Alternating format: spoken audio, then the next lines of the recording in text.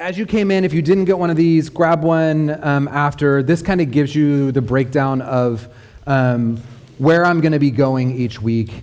And if you want to go there with me, I invite you to. In the book, this book for me, the community called Atonement, and Scott McKnight have been really influential in my journey. And I think Atonement was one of those theological ideas that was a central part in my shift out of kind of the evangelical right that I grew up in and trying to understand what that means and how does it play, and atonement and trying to understand that was a big shifting theological moment.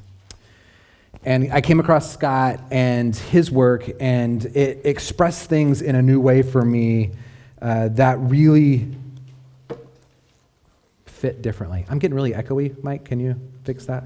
Yeah, I'll hear. Sorry.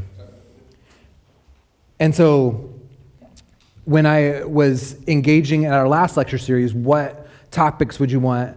Lynn said, we want atonement. So she said, what theories of atonement? You said that, right? And I was like, great. So we're jumping into theories of atonement. And that's really our hope with these lecture series, is really to hear things that are sparking for you and then to dive into those with you. So if there's kind of areas which you would like us to dive into, we would love to do that. So be sure and kind of keep that in your head and why these things play and matter for you, because I could talk about theology all day long, and often do, to everybody's demise. So why do conversations like these matter? Like, why does digging deeper in our theological understanding matter? And in Scott's opening, I don't know, I never read prefaces. I think it's a waste of time, so I skipped the first chapter. But it's a great preface. And one of the things that he says is, the gospel we preach shapes the kind of church we create, and the kind of church we have shapes the gospel we preach. I think that is such a profound statement and idea, right? These things matter, and the way we think about them, the way we process them, and the way we're dealing with them, they matter because not only is our church being shaped by it, but we are the church, right? So we're being shaped by these conversations and by these awakenings, and they're significant. And what we know is, statistically, most churchgoers have a lower middle school understanding of faith and theology. And the reason is because that's when we stop training people in ideas of faith. So in the world that I grew up in, the Baptist world, evangelical world, you stop once you go to youth group often in these kind of things. And then in the Lutheran world, you stop after confirmation. And we don't keep digging deeper. And so what happens is we as congregants and participants sit in our pews, and we still hold a middle school understanding of faith, which is great until your experiences outgrow middle school. And then you're left with realities with which the faith that you built no longer have the complexities necessary to guide you and to help you move through those spaces. And so you're left with a few options. You just leave, right? Which people have done in droves in the world of the church. You dig deeper and you start discovering, or you just dichotomize your reality, right? And you're like, well, I have a middle school faith, I'm living my life, and if they cross, they cross, but if not, it's fine. And we live in that space. So the reason that these conversations matter is because in the midst of this, we're being shaped, and our church is being shaped, but then the gospel that we're offering to the world is being shaped.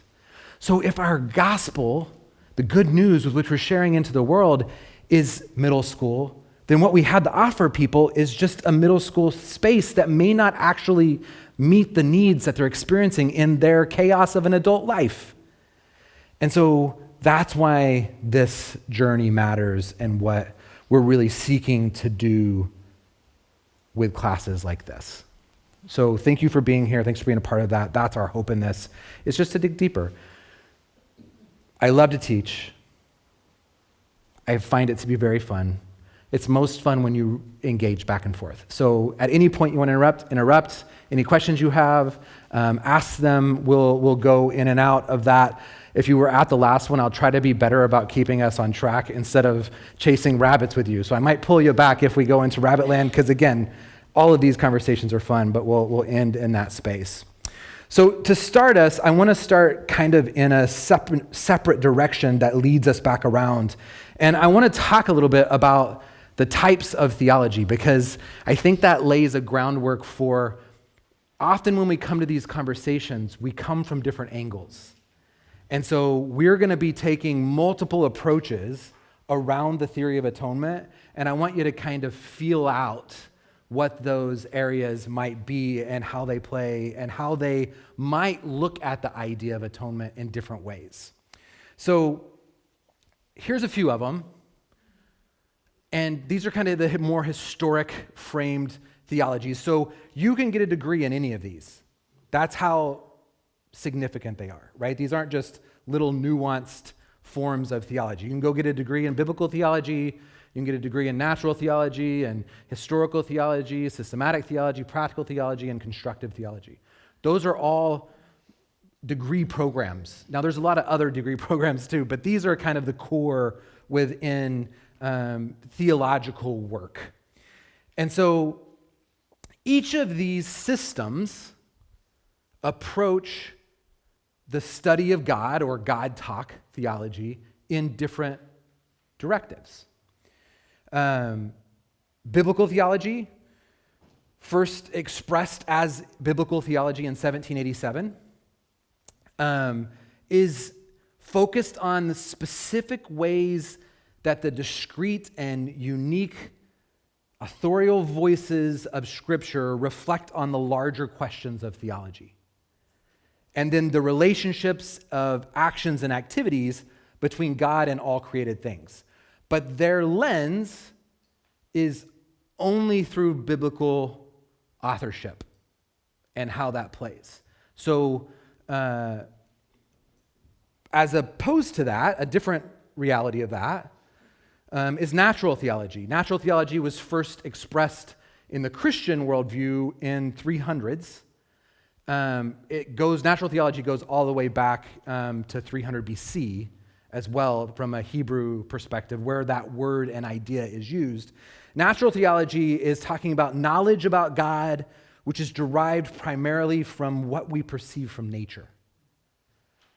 Natural theology usually places a heavy emphasis on reason and philosophy, right? These are the languages of that form of systematic thought. Another option is historical theology. Historical theology is a knowledge of God which is derived from the study and development of ideas within a specific time frame, right? And they'll compare time frames to each other. The structure is often arranged around major periods of history which bring changes to the theology based on what's happening sociologically and anthropologically during that time. So examples of that would be, one of the historical theology we talk about is patristic theology. This is the church fathers and mothers. It's from 100 to 500 AD. That expression of, even in terms of biblical theology, that expression was often deeply rooted in the formation of the texts and what the texts mean. There wasn't a lot of theologizing around that. In response to that, from 500 to 1500 AD, you enter medieval thought, and then you have all of this kind of theological spinning around the things that the patristics said. So when historical theologians are playing, they're playing in a contrast game between, well, they understood this way, we understood this way, what does that look like, and how does that play? And, we're currently living into the postmodern era within that frame, so when we're talking about that, that's what we're talking about. Then you have, where I think Billy and I both have degrees in this area, systematic theology, 1600s forward. This is knowledge about God which is attempts to incorporate and combine all of the theological sources above that we just talked about. But they're usually around, it's almost kind of topical, right? So atonement theology is one form of a system. It's one piece of a system that moves the rest of the systems around it. So in some ways tonight, we're going to be playing in the systematic theology space of asking the questions kind of systematically around theories of atonement. Really quickly, the last two, practical theology, that didn't change, sorry. Practical theology came in around the 1800s. This theology was built upon the previous types of theology, but emphasized practical ways of living out the ideas in our direct lives today. So it's not enough to talk about the theory. You have to get into what does the practice look like. The whole last section of this book is practical theology. That's one of the things I love most about him and his work, is he never just leaves it at the systematic. He always weaves into, okay, so now what? Why are we talking about this stuff? Like, what does it do with our everyday life and how does it play? So you see both of those in this. And then the final one, which is kind of the hot one right now in our world, is constructive theology. Really came in the 1980s. It is what I would argue is the new systematics in terms of approach. It's a way of understanding theology as discourse that's always being constructed.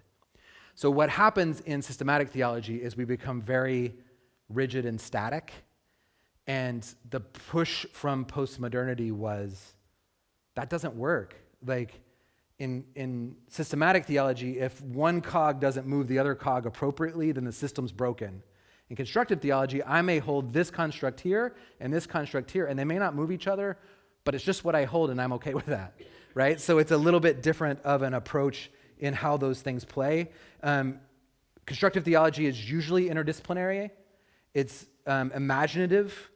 It's often public, meaning that constructive theology is a public-facing and often lay-led theology that is being engaged. And then it tends to be very practical as well. So you can't let go of the practical in the space of that. So all of that to say that theology is like an ecosystem with an interlocking network of ideas and beliefs and practices, and each of those ecosystems come at things differently. And I say that to say is we're going to enter into this space with deep theological humility. Please hear me say, you can disagree with everything that I say from here on out. Even that part you can disagree with, I don't care. Because it's all mystery, right? We're doing this work of God talk, and we're engaging in this process for the sole purpose of going deeper in our relationship with God, neighbor, self, and the world, and creation. And that's why we're playing in this.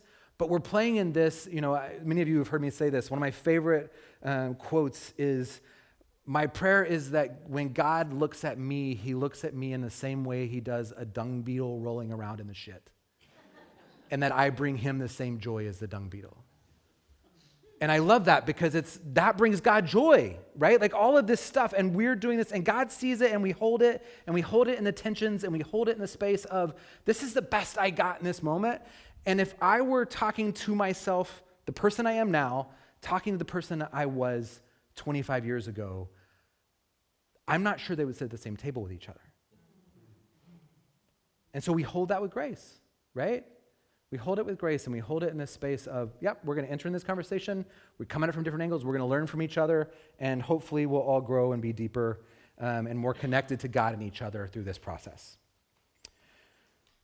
So what is atonement?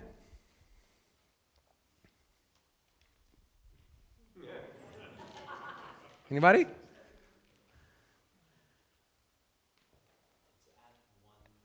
At one man. Say more about that.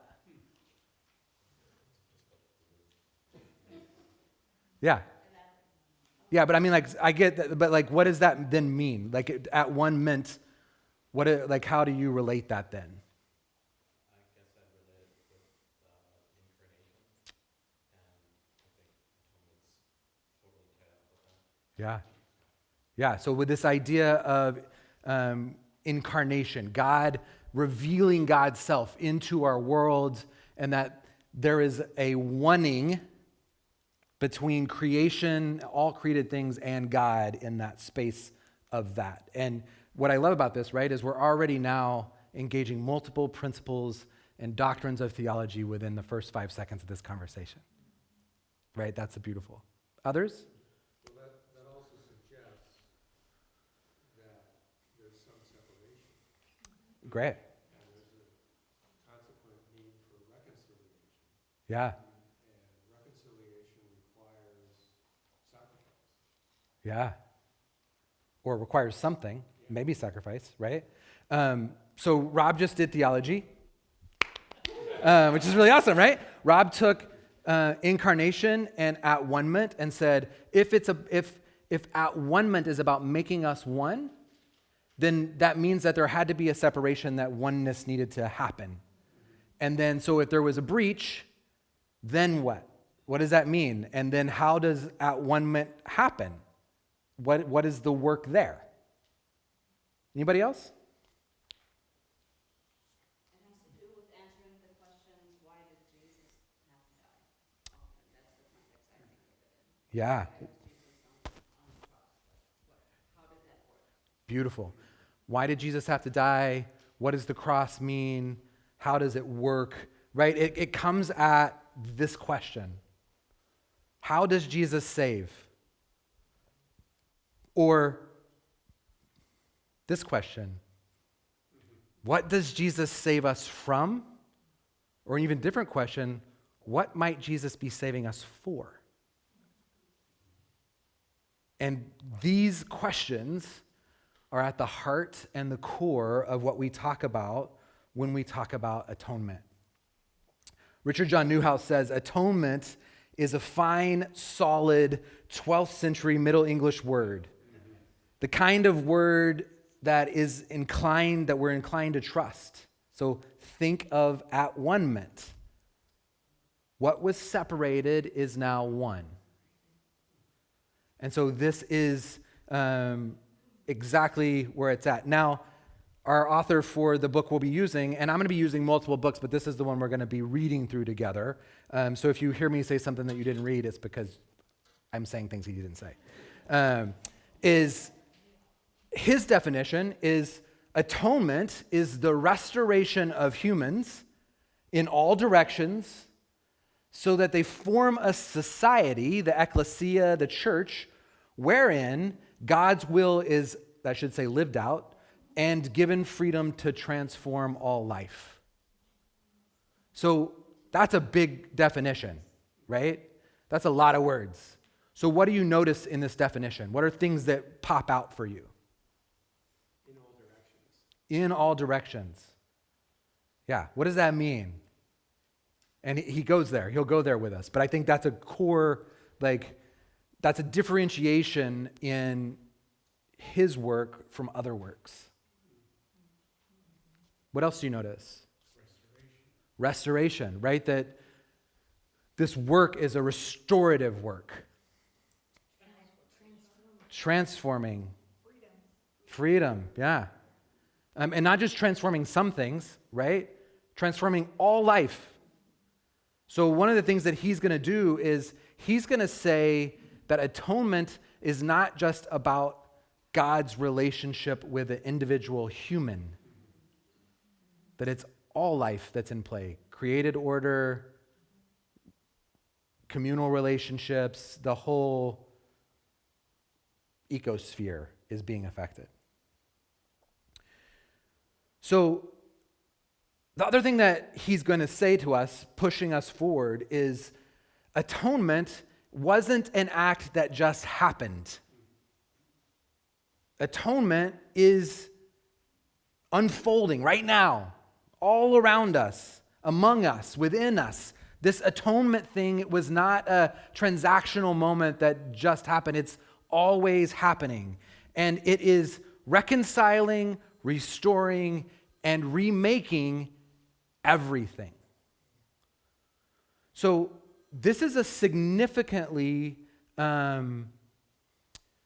broader atonement theory than many of us were introduced to in the spheres where we first heard of atonement theory. This is more than sitting in confirmation class and somebody saying, Jesus died on the cross to pay for your sins. That's part of it, but it is a sliver of what he's going to do and say in the work of this text. So,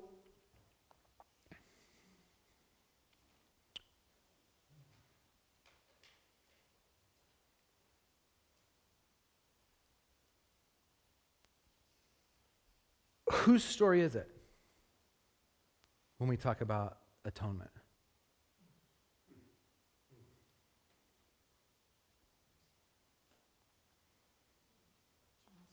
Yeah, I always want answers. God's, ours, everyone's, created orders, Jesus's. And that really matters, right? As we're shaping a theological system, whose story it is and what order we put whose story it is plays into the output that comes out of the theology we're creating. Some people would say it's God's story. It's only God's story. And so in that theological construct, you can imagine what happens. Humanity and who we are and the constructs of our identity are left as inconsequential because it isn't about us. It's about God, and God can do whatever God wants. And so why are we even having the conversation about you? Some people would say it's about us. And then you get these really distorted ideas of who God is and how that plays and what this looks like. Some people would say the earth doesn't even matter in this, that it has nothing to do with creation and the beauty that God gave us in the created order. And so it's really about us and God, and if it all burns up in the end, great. That's not a part of my atonement theory, we're good. And so you can begin to see like the characters with which you come at this and the order in which you place them in will radically shift the theology that you build from this point forward. So, where we begin the conversation of atonement shapes where we end up. Now, I would argue this is a really important theological principle when talking about all forms of theology. That when you're thinking about your own personal theology and understanding where you're coming and what this is, I think one of the questions you should be asking is, where am I starting? I also think the opposite end of that conversation is really important. Where I'm ending also plays a big piece into how things are shaped up.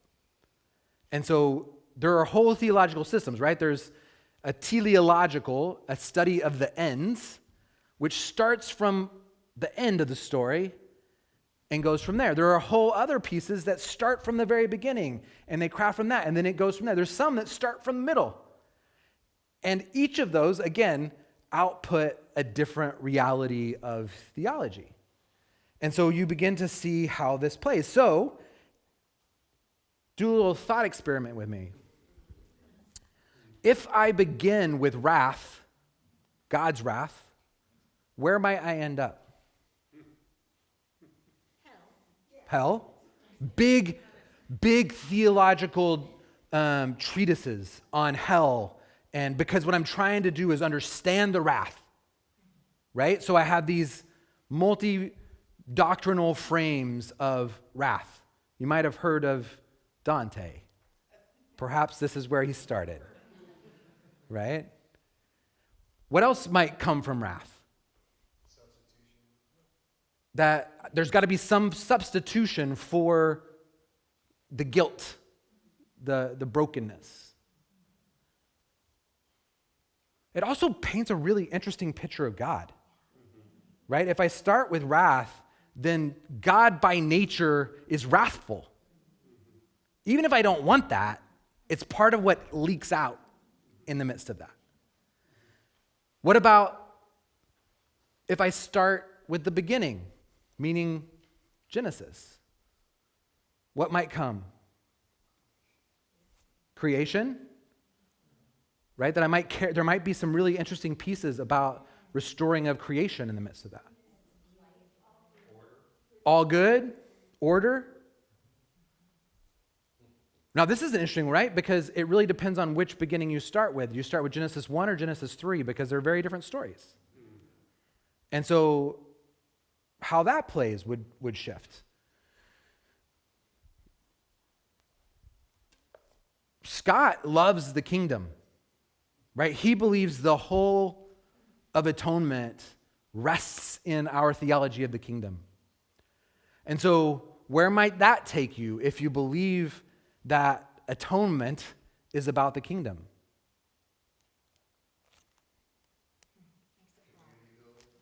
Exactly. Broader, it's community, right? There is an implicit usness, we-ness to when we talk about something like the kingdom or the kingdom versus my own, I grew up in a system that was very, what is the moment that you made a personal decision to follow Jesus Christ?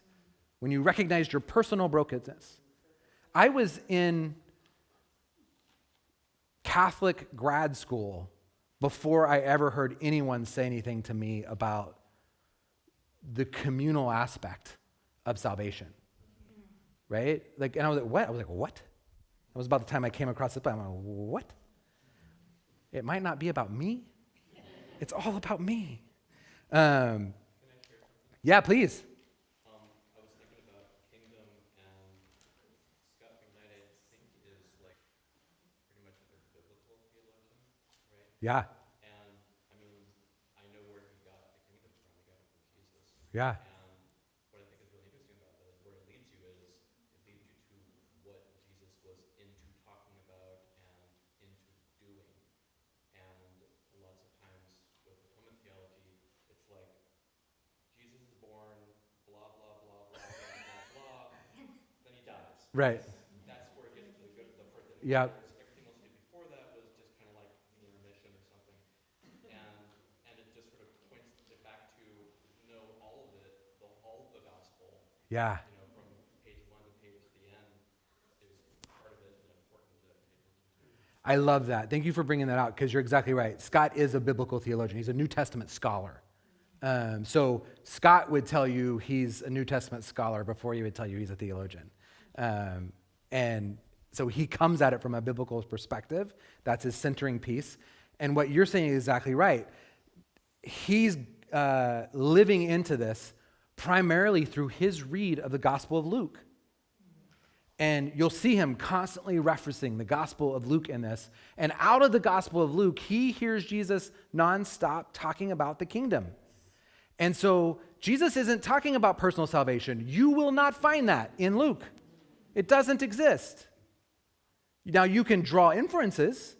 You can play into some of the stories about how Jesus is engaged personally, and he was. But the Lukean text is engaging us in the kingdom of God that's being created in and through the work of Jesus. And as you said, right, in many circles, when we talk about atonement, we start atonement with the cross. And we might include the resurrection, but really the cross is the most important thing. And so he's diversifying that conversation in really meaningful ways. So thank you. I mean, that's really great. Thanks for pointing that out because it's exactly what we're talking about in this place. So the other question is what's the problem? Right? What is Jesus saving us from or for? Is it ourselves? Is it sin? Is it separation? Death, right? Sickness? Yeah, death. All of these things, right, play into the bigger question of what is God doing in and through the life of Jesus, and how are we going to engage and think and play through that? Underneath all those answers, then I keep thinking of Jesus saying, I've come that they might have life abundantly. Yeah. So Yeah. atonement, instead of just what we're going to be saved from. Yeah. It's for. It's the for, right? Which is, that was another new question for me after leaving the world that I left was, wait, God isn't just saving me from something. Yes, there's from things that I'm being saved from, but perhaps that there's more to this thing, which is why I love his statement that atonement didn't happen, it's happening. Right? What does it mean for us to not look at this as a singular moment? Because that becomes, and we'll get into some of these theories, we'll go deep into the theories next week, we'll mention them tonight, but when we're talking about these theories and what we're being saved from or for, each of them has kind of a different nest of what they're holding and what they're engaging in the from and for. And that becomes really interesting if we start having the conversation about how is God consistently atoning us. So then there's a moment, right? Like I was sitting with some Jewish friends 20 years ago, and they began to talk to me about, in their understanding, God ended all human sacrifice with Abraham and Isaac, right? Came up on the mountain. He was going to be sacrificing Isaac, and God said to him, no more, provided a ram, and from that point on, human sacrifice was no longer a part of the way that God worked. And then Christians come around and they said, but God requires his own son to be sacrificed. Do you see how that atonement theory gets broken really quick? So if God is then making Jesus the new Isaac and taking away the ram, then our understanding of atonement may never be presentable to our Hebrew brothers and sisters. They're out from the beginning because their God does not do human sacrifice. And so they're not even interested in the conversation. And so you can begin to see how these things play. And so then what's the whole, did God fail in the Hebrew Bible? Was it all just a big miserable failure until he figured out that Jesus was the trick coin? Right? Or was God doing something in the midst of all this? Is there a movement happening along the way that God has been constantly atoning, and Jesus, central to that, in the first chapters, you'll read about parakoesis, this movement of God's interaction with Godness, and in that these three persons of the Trinity are always at work atoning all things and bringing them back into order and connection and harmony with what was intended. But I think that all things has come to be far more central to me, because I think in an earlier frame in my life where it was all about sin and judgment and then Christ's atoning forgiveness, then the answer to the saved for part was saved for holiness, for purity, for walking a very straight line. Yeah. Not saved for doing justice and showing mercy and all of those kinds of atoning. Yeah, sowing goodness in the world, and right, exactly. And you can see, I'm going to jump ahead to jump back, but when we think about atonement, we begin to, from a theological frame, we begin to recognize there's this deep interconnectedness between how we understand atonement and how all the other theological things play into it, right? So if my ideas of sin are held a certain way, then for the system to work, atonement has to do this thing. So I grew up in a system, right, that my sin separated me from God, and I'm not saying it doesn't. My sin separated me from God, and therefore I needed a work of death for God to buy me back from the sin that I had done. So God gave his son in order to purchase me so that I could go to heaven. And my role then became, how do I get other people to heaven? And the way that we do that is we stamp this book by saying the sinner's prayer. And if I get you to say that, then all the other pieces are in place. And then that says a lot about God. That says a lot about the Holy Spirit. That says a lot about Jesus. It says a lot about the work of Christness in our world. It says a lot about what I believe about the brokenness of humanity. It says a lot about what I understand about the kingdom. I mean, I could literally put all the other theological doctrines around this space and show you how one wheel turns another wheel. Now, again, I think I grew up in a very beautiful world. And all of those things formed me in really beautiful ways. I am who I am today because those foundations were laid for me, right? You and I have this conversation all the time because we grew up very similarly. I love the Bible because of how it was handed to me. I have this deep respect for the Word of God and what that means and how it plays. I wouldn't have had that otherwise. And what I've realized is that is a singular thread in a tapestry of beauty that God is offering us that perhaps might be richer and fuller in the expanse of how these things play.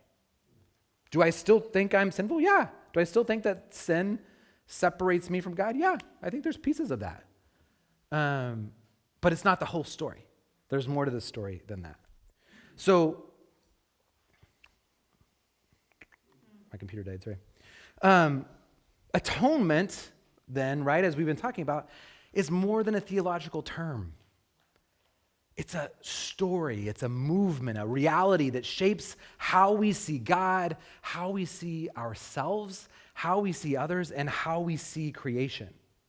And Scott, in a community called Atonement, makes a really compelling case that atonement isn't just a doctrine that we should memorize, but it is something that is happening in community. Think about that. Something that's happening. It happens. It didn't happen.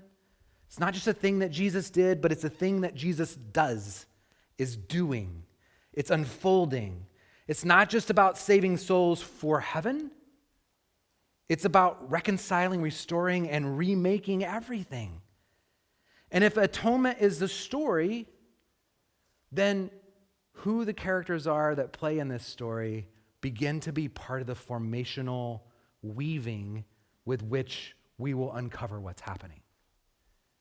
Right? So as we uncover who is God and Jesus and the Holy Spirit in the midst of this atonement work, it will expand our understanding. As we uncover who we are, it will expand our understanding. As we uncover who our enemies are, it expands our understanding. As we uncover the world and the created order and what that is, it will expand our tapestry into a bigger reality. So, I firmly believe that a system or a theory or a construct is only as good as its outputs. Right? So, my first degree was in ethics, and I was a teleological ethicist. I believe the ends matter. And there's people like the Niebuhr brothers, Reinhold and H. Richard Niebuhr, who I love their work. I think the outputs historically that had come from their work have been a travesty. And so that makes me go back to their work and say, okay, now what? What did they miss, or what in my reading of it did I miss? And what do we do with it then?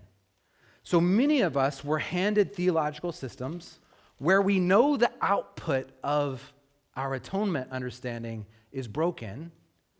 And so now what do?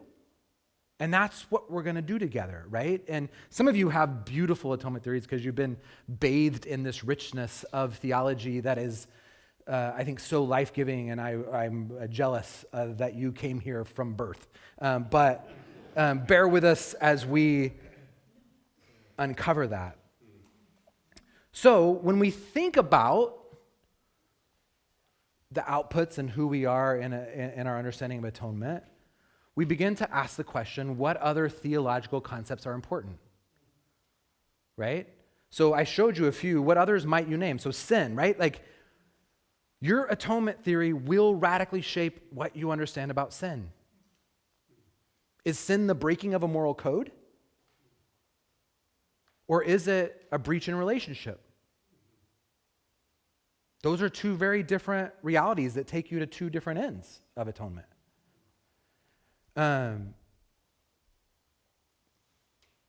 Are we created as good or broken?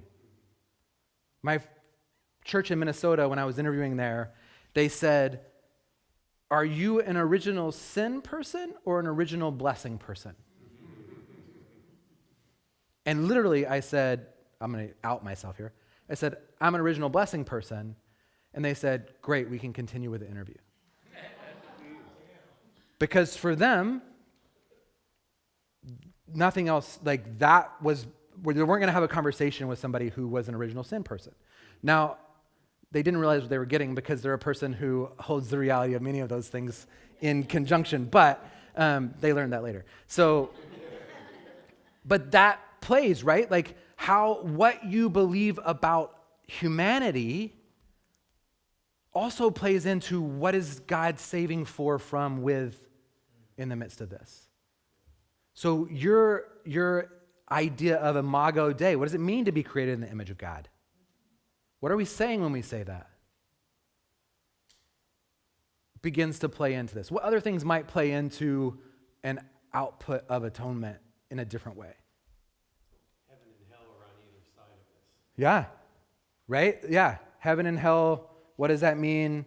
What is, and those are both really rich concepts. What is hell? Like, when we talk about eternal versus non-eternal, punishment, judgment,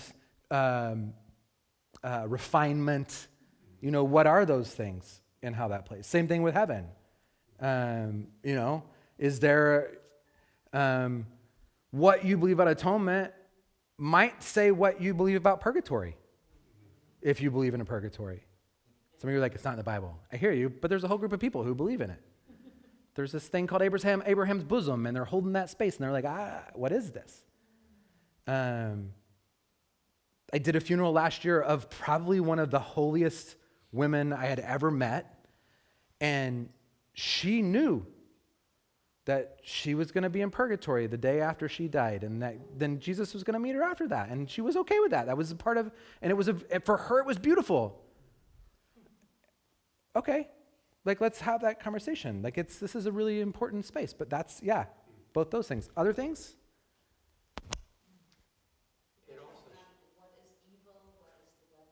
What is evil, what is devil, what is suffering, and how those things play into it is a big piece of this.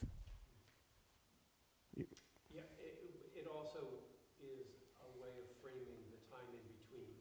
Yeah. What are we doing between when we're born and when we die? Yeah. Which is, otherwise known as our life. Yeah. So, not that that's important, but the dash in between gets framed by the starting point and the end point. 100%. About God's sovereignty versus free will. Yeah. Sovereignty and free will. That's really good. You'll pick up really quickly that Scott is not a Calvinist. Good. Calvinists are welcome too. But that's his, you pick it up really quickly. Like, there's a deep sense in that. Those are all great, right? So this is what I love about this work, is that you begin to open up and you're like, oh, wait, this is really beautiful. And when we're doing all this, what we're doing is we're imagining alongside each other how God is moving and shaping and living and functioning within each of us in our lives, and how that plays in what our purpose is, right? I mean, that's something we haven't talked about, is I remember sitting at the Rose Bowl parade with my parents and my wife. This was pre-kids, and I had moved out of the kind of evangelical structure that I had been raised in. And before the parade, if you've ever sat in the stands at the parade, you have to get there before the sun rises. And you get there, and the street's still open, and people are walking all up and down and all this. And there was this massive group of people who were holding signs about how God hates certain things, and do I know where I'm going to go if I die tonight? And I felt this rage happening inside of me. And then I felt this deep sense of peace that God was just revealing to me, not in a voice, but in just this clarity of intention of, Rustin, if they believe that, they're doing exactly the right thing. Right? If this is the frame that they hold, this is such a good thing for them to do because the world is drowning and somebody's got to save them. And it shifted me from a plane of judgment into a frame of empathy and understanding, of being like, yeah. And I remembered moments of being a college student at a thing called Beach Reach, where when everybody else was partying on the beach, I was trying to save their soul. And we were driving buses around with a bunch of drunk teenagers trying to convert them in their drunkenness. And it, honestly, I look back at that and it was really beautiful. And we held deep prayer and we were petitioning for the souls of humanity. Sometimes I wish I still had that fervency in the midst of what that meant, in now what I think we are living for versus what we're dying from. And so it begins to create this sense of awakening and difference. So the way I tell this story has changed. Sometimes in ways that have been more life-giving for me, and sometimes in ways that make God seem less loving. And over the centuries, people have been doing this same thing that we're doing tonight, offering different theories, metaphors, pictures, ideas about atonement, trying to understand why Jesus lived, died, and was resurrected, and how that plays into this greater God story. So over the course of the next few weeks, we're going to be playing with some of these metaphors and looking at them and trying to understand what's being said and what does that mean. And then if we move it from just right, I think sometimes when we play with theology, we take a theology and we pull it out and we put it under a microscope, and in putting it under a microscope, we lose context. And so my hope is that we'll pull it out, we'll put it under a microscope, and then we'll lift it up and put it on a projector and look at what all that means, how all that plays, what's happening. So going from the micro to the macro and saying, okay, now what? Like, do we want to say that? What part of this do we hold that really brings value to us? Because there's reasons that people made these statements. There's moments in history where these things became more important, more relevant in the midst of that. So the first three we're going to play with, and we may not play with them in this order because I may change my mind by next week, but ransom theory came from early church fathers and mothers. This idea, just loosely, I'm going to give you a one sentence on each of these, and I'm sending you my notes after all this is done. So you'll get the notes and the projection and video. Like, we'll take care of you, don't worry. Yeah, the whole purpose of this is not so that you feel like you're back in school and have homework again. It's that we go deeper in love with God, neighbor, and self, and the world.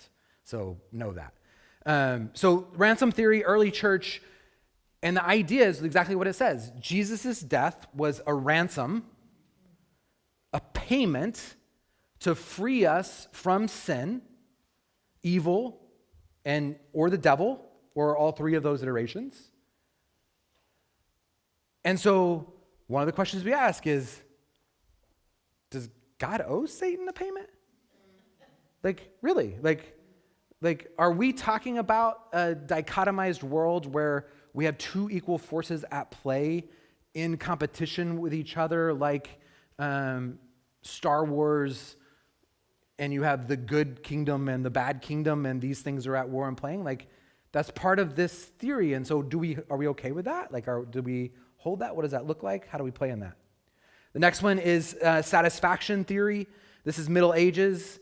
The idea is that our sin dishonors God, and Jesus paid the price to restore honor, right? To restore God's honor. And it comes from, right? Think about when it was Middle Ages. It comes from a feudal system. It comes from what happens when a lord is dishonored. And so it makes sense that that would rise up to describe what Jesus is doing, because they're using their own frames in order to make that sense. Then you have the penal substitutionary atonement. This is from the Reformation. Jesus took our punishment so we don't have to. This is by far the most known and held form of atonement that many of us will engage in our lifetime. This is held by most evangelical churches in America. But sometimes it can make God seem kind of angry and vengeful. And what does that mean? And do we want to say that? And how does that feel? Then we move to Christus Victor. If you're a Lutheran, this is usually what you were taught in confirmation. In my experience of talking with people, this is where they were kind of birthed. This is kind of ancient and modern mixed together. Jesus conquers sin. He's the conqueror, conquers death, conquers evil itself. And victory, it's about victory, not payment. And so it moves us from a blood sacrifice frame into something else in the midst of that. Moral influence theory, that Jesus' life and death inspire us to live and to love and to be better, right? That Jesus is saving us for the way of Jesus, that we are moved into that experience. Some of the newer ones we'll play with is mimetic theory, or the scapegoat theory, that Jesus' work exposes our addiction to violence and to scapegoating, that this is our natural human behavior, is towards violence and blaming other people. And Jesus flips that whole system upside down and challenges us into something else. The narrative Christus Victor, so that's all on narrative Christus Victor, and liberation theology, that Jesus' life, death, and resurrection is all about freedom. And it's not about it being personal. It's about it being communal and global and cosmic in its stature. It's collective, it's social, it's systematic. So these are some of the ones we'll play with. There will be others that aren't on here because I don't want you to go research them, because they'll take you down a rabbit hole. And it's not necessarily a useful rabbit hole, but it'll be useful in our conversation. So we'll play with some newer theories and how that plays. And what I heard, I was reading this week, I've been reading a bunch of different authors on atonement. And one of the authors said, you can always tell a good atonement theory by when it was written. And I radically disagree with that. You know what you can tell? You can tell when it was written. Right? An atonement theory, 100%, I can tell you when it was written by what it says, because it's what the world needed in that moment. It was trying to describe the work of God for a specific moment and time and place. And that leads me to what I think is probably the most important conversation for tonight, and where we'll wrap up and then have a broader conversation about. So one of the things that Scott gave me that I had not gotten from anyone else until reading him was this idea that atonement theories are like a set of golf clubs. Now, I'm no golfer, but I've learned a few things about golf, that, like, you don't use a driver to get out of sand. And you don't putt from a driving range, right? That each club has a purpose, And that purpose serves the entirety, and that's why we have different clubs. So his idea is each of these theories of atonement brings something to the broader conversation that should be lifted up and acknowledged and honored, and that our life and our living in this space will make more sense and understanding as we know when to use which club and how they play and what that looks like. And I think that's such a beautiful gift, right? I think for me, it's a lot like what other authors call, that's a kaleidoscope, not a cigar. For those of you who know me, thought that was a cigar. It's not. It's a kaleidoscope. And the difference between the kind of golf club idea and the kaleidoscope idea is when you look through a kaleidoscope, you see these fragmented realities of the things that are really there. And it's a beautiful picture, but they're each unique in how that plays. There are authors who talk about the theories of atonement in that way, that they're casting this kind of beautiful menagerie of colors and life, and we hold all that. What I like about Scott's is that it has more purpose in it. But recently I was reading an author who talked about it in terms of a mosaic. And I really like that one. Because this idea, so I don't know if you know the Hagia Sophia. It's a worshiping center in Turkey. And it was a Christian worshiping center for a very long time. Then it became a Muslim space of worship. And then I think in 1931-ish, it became a museum. And part of what happened between the Christian moment and the Muslim moment was all of the ancient mosaics were plastered over. And most people didn't know they were there. And so in 1931, they started pulling all that back and seeing these things, right? And I love this image of atonement and the collectiveness of atonement being more like the uncovering of a mosaic where each of these pieces tell us a lot about who we are in relationship to the divine and how we're always at this work. And at some moments you're uncovering the feet of Christ and you're there, and the feet make so much sense when you put them into the context of what's happening and what's going on in the world and the time and the place. And you begin to uncover and you see like you need those feet, right? You need what that theory is telling us because it's giving us the space and the understanding of how we got to the kneecap.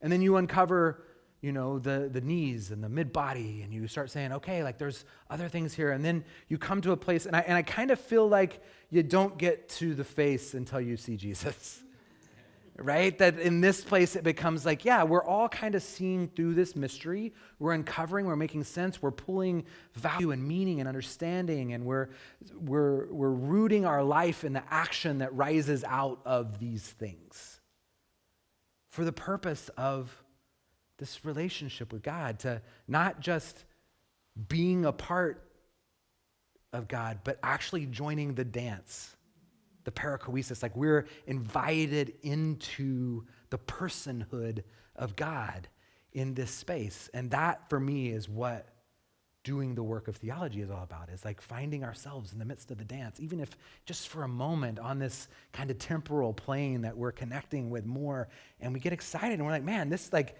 because of this, I need to do this. I need to do this thing. I need to move. I need to acknowledge. I need to understand. Right? I remember when I awoke to the idea that atonement wasn't just about personal salvation, but it was for our world. And I remember calling some of my friends and being like, I'm really sorry for how I treated you in this space. Like I missed something, right? But it was the work of uncovering that led me to that work. And that's what we're doing together. So questions, thoughts, ideas, and then I'll say a few more things and then we'll close. Rustin? Yes. When you use the metaphor of dance, and maybe partly because your hand would go in that way, but I thought of a circle dance as opposed to the foxtrot, or, Yeah. two persons, the circle. Yeah, I love that. Beautiful. And if you choose, for next week's reading, I have you jump ahead. If you have extra time and you just have time to read, I invite you to read the first section because he does this beautiful space of describing the kind of theology behind the perichoresis and what it means and God's invitation in that. And it is this circle dance of the beloveds together, circling us in. And then he talks about what it looks like for us to be made in God's image and what that invitation is into that dance. And that verse in like chapter 3, he plays in that in a way that I think is just really gorgeous in that. If you've ever been to a Jewish wedding or Yeah. bar mitzvah or Yeah. Slavic cultures with circle dances, there's just something beautiful that it's a circle, you go around together, Yeah. touching each other. Yeah. It's very, very different. It than is. dance. 100%. Yeah. Well, I love that you started the whole thing tonight saying we're approaching this humbly. Because we're talking about God and this mystery of what happened on the cross. Mhm. And it's so huge and there are so many different levels to it that just feel like we need to be on our knees Yeah. approaching it. Yeah. That's good. Well, it is a mystery. It's all mystery. We always try and put mysteries down into something we can understand. We can't do it. But I believe atonement occurred right at creation. And we see it in the garden. We see it in his relationship with Adam and Eve. We see it in the fall. And we see it throughout the Old Testament. And I think it's a tragedy of the Old Testament. People keep bringing up, well, all that destruction, all the killing of those babies. It's a love story of God atoning his people, his children. And we are his kids. We've all raised kids. And we've tried different ways to bring them along. And that in some ways is how God deals with us, with all these different theories at different times in our lives that work, that we can understand. Mhm. And You just heard Dennis's theology, right? It's really beautiful, Dennis. Like, I really appreciate that because I think, you told us where it starts for you, and you wove through how this plays, and you're right. It is all mystery, and we're all making it up, and so were everybody who came before us, right? That's the other beautiful part about this is like, just because someone wrote the ransom theory didn't make them a genius, right? But yet we hold it like if it was said in the Middle Ages that somehow it was genius. There's a lot of things that were said in the Middle Ages that we don't think are genius. And so how are we holding these things? How are we playing with them? And it's like, again, it is this play. I think theology is beautiful play, right? I think it's playing with the idea of God and us and one that, I mean this in the best way, that we've taken so seriously when I think God might be inviting us to play instead of being so rigid. And what does that look like and mean? For me, it's really given me a lot of insight not everyone was raised Lutheran that's here, and just the insight of how we were raised, the values that we were raised, the theology, and just to understand that the way you were raised does give color to how you see other people, and as well as people that have radically different theologies. Instead of going, are you crazy? To say, no, this is this, and just to understand. So that, Yeah. and it's just great. Yeah, it's so huge that I've been reading, there's a great book, and we're going to do some of it next year, called Emotionally Healthy Spirituality. And midway through that book, he talks about there is no possible way to ignore where you've come from. You must deal with it. Because it's in you, right? It's there. It's like, it's a part of who you are, and you can choose differently than it, but statistically, less than 5% do when it comes to religion. And so what does that mean, right? Like, and I think often we don't because we give up in middle school. And we never ask the questions again. And we're just there. Does that mean 5% even including denominations within Christianity? Yeah.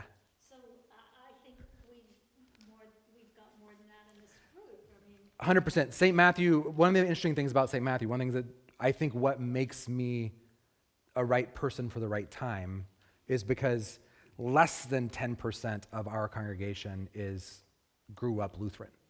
They've come from a multitude of traditions, and this is where they found themselves. And many of them are church mutts like me, right? They've taken beautiful things from all these different places and have become a hybrid church mutt, right? And that's beautiful. One thought I was having, and I'm glad you just mentioned the term just spiritually healthy, which is kind of an exaggeration to say it's unhealthy. With all these analogies of all the golf clubs, and I'm kind of thinking probably not all atonement theories are equal or equally healthy. Thank you. And I'm hearing a little bit of it's all beautiful. Yeah. But I'm thinking, yeah, there's a lot of toxicity too, and harm, and a lot of people are sort of lying dead along the wayside of theology, having been exposed to some of those. Yeah. Thank you so much for that. And you are going to definitely feel my bias over the next 5 weeks with as much grace as I can.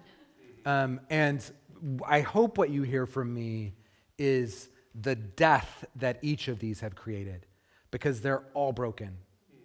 And the ramifications of their brokenness have affected people, society, the earth, our politics, our culture, in ways that are living out in really extravagant expression in the world in which we find ourselves and the era of which we live. And I don't mean just in the last few days. I mean, since I've been born, the rise of evangelicalism has done really great things for our world, and it's done some really rough things for our world, and as did Lutheranism in Nazi Germany.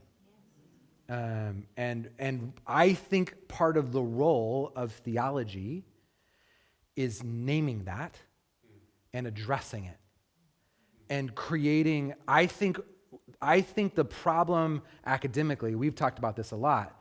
I think Billy and I have talked about that, and I don't have a better word for this, so I apologize for the graphicness of it. I think often our theology and our academic space is really masturbatory.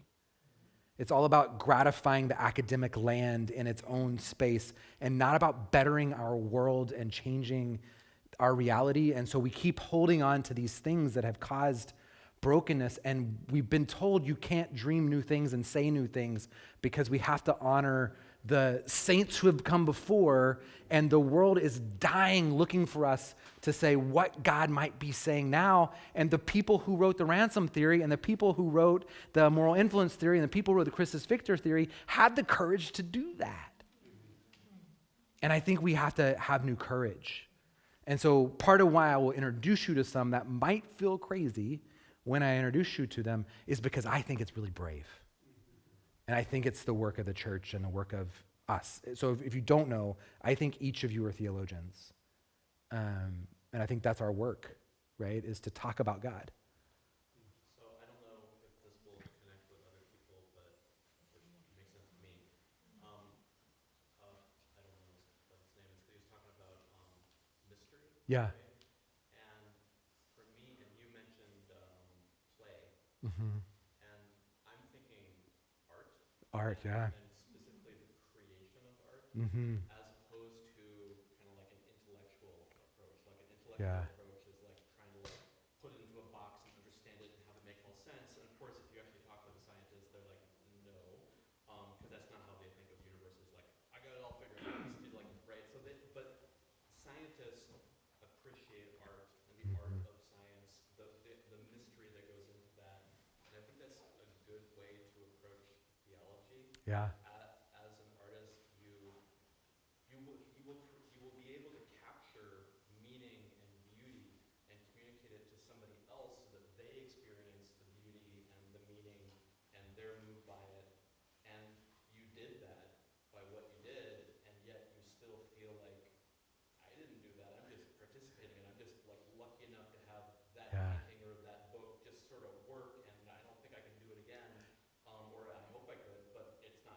Yeah. Just like that whole kind of the way that artists do stuff, Mm-hmm. I think would be really like, and it's not like, they also don't say, oh, well, I can't, it's so above me, I won't ever make any art, I won't ever write anything. Yeah. They do it, but with humility and kind of held loosely. Yeah. I love that. It's a great metaphor. I was meeting with the actual artist in our community this week, and we were talking, and she was talking about her experience in art school and that they would paint, and then the class would critique and give, this is what this means to me, and this is why I think you did this. And she said, never once did they get it right. And I think that's one of the beautiful pieces of art, places about art, is that we paint this thing, and then people draw meaning from it that is actually different than our meaning, and it feeds their soul and has, she also told a story about a friend of hers who painted a painting, and he went to his friend's house, and they had it over their couch, and he was sleeping on their couch that night. He had a little bit too much drink, and he slept on their couch, and he woke up in the middle of the night, and he said, it's not finished, and then he painted more on it, and the family got up and were livid because it was finished to them. Right? And I think this is what we're talking about, this reality of like there's just this work that's happening, and it's Elizabeth Gilbert talks about she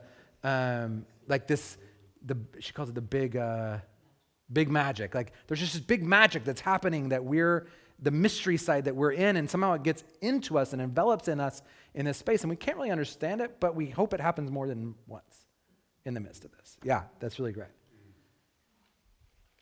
All right, what time is it? So I'm close with this. Gonna end where we began. So here's a wild thought. What if we flip the word atonement and see it as at-one-ment? What if instead of Jesus' death being about settling accounts or absorbing wrath, that it's about showing in the most shocking way possible that God is with us, that God isn't waiting on the other side of some cosmic transaction, but might be suffering with us, bearing our worst violence, responding not with more violence, but instead with love? Scott argues that atonement is about community. It's about reconciliation, not just between me and God, but between us and each other and the planet, between enemies, between the oppressed and the oppressor, between broken systems and new ways of being human. So if atonement is a story that we live into and not just a theological riddle to solve, then the real question becomes, how do we live atonement? What are the divisions in our world that need healing? Where have we misunderstood atonement in ways that have harmed rather than healed? What does it mean to practice atonement, not just assent to it? So here's your homework. No essays. Think about the way you were taught to understand atonement. What did you hear growing up? And what's changed for you since then? And then read section 2, and in your guide it has that. So read section 2. If you have time, go ahead and read section 1. It'll give you more of what I gave you tonight. But read section 2, it's chapters 5 through 10, and it'll lay out the different metaphors for atonement. And come with that space. Now, here's my warning for you. If you read the outside of this book, it talks about how this book was written for the common church person. It is not. There's a lot in here. And so please don't read this as for the common person and think, man, I have no idea what's happening, because it is deeper than what the intent of the series. The series was really meant to give theology to the local church. And he's just a college professor, and he couldn't get out of his head in some ways. So hold on to that, but read that. And then next week, we're going to dive deeper into those theories, why they matter, what they get right, and what I feel they fall short on, and what Scott feels they fall short on. Atonement isn't just about what happened then. It's about what's happening now. It's about how we understand justice, grace, and love. And it's about what kind of God we believe in. And it's about the world God is making now in and through us and through creation. So go in peace and make atonement. Amen.